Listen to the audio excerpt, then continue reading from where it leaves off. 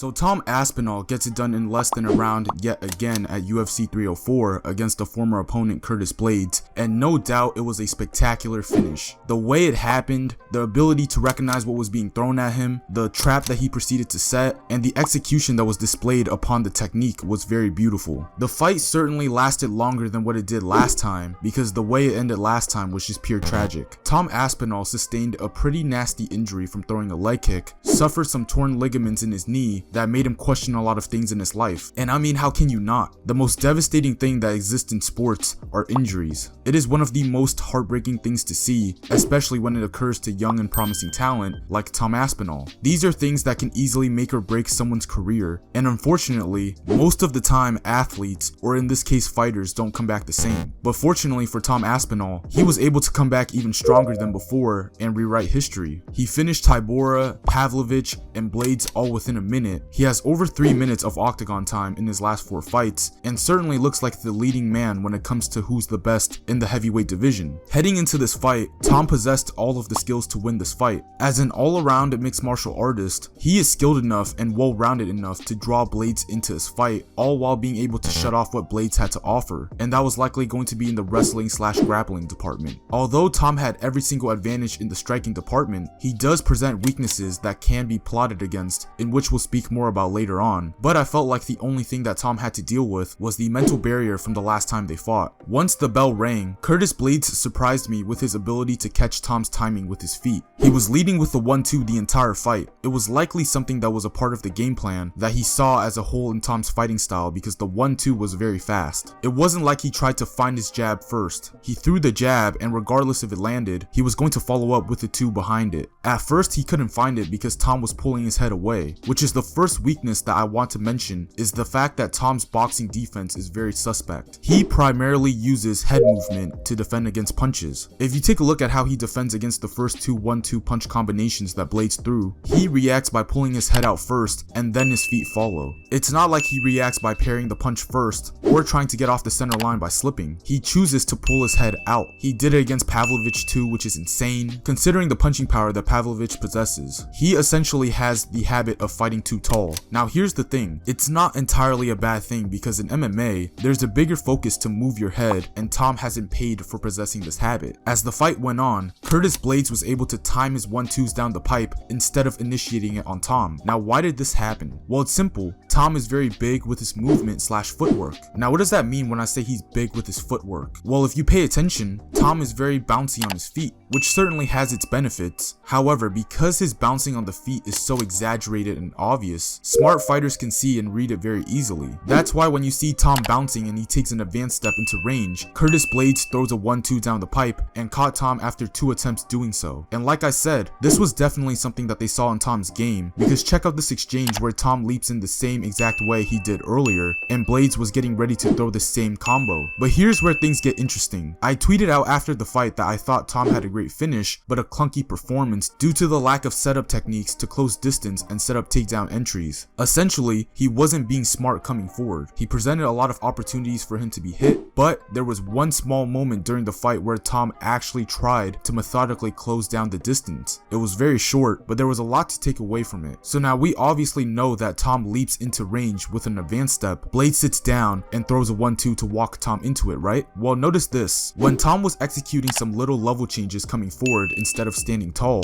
it made Blaydes take a backward step. Instead of sitting down and throwing a 1-2, it made Curtis Blaydes take a step back. Now why did this happen? Well, it's because now the situation becomes unpredictable. Tom has planted another threat into Blaydes' head, which takes his mind away from what he wants to do. Blaydes now has to worry about whether or not Tom is going to shoot, if there's going to be a body strike, or if he's trying to set something else up. But despite 2 weaknesses that Tom presented to Blaydes in this fight, Tom possessed one thing that trumped everything, and that was his fight IQ, or defensive awareness. Just seconds before the finish, Tom was able to recognize what was happening when he leaped into range to close distance. So instead of doing it with his head on the center line, he leaped in the same exact way to bait Curtis Blaydes to throw the one combination he's been throwing the entire fight. Since he's been seeing the jab over and over again since the opening bell, his awareness to inside slip in order to set a trap with his own jab and land it perfectly on the chin was phenomenal. Not too many people make the decision to inside slip because of the danger of being in line for the backhand. The only people that do it are elite fighters that can break the rules like Islam,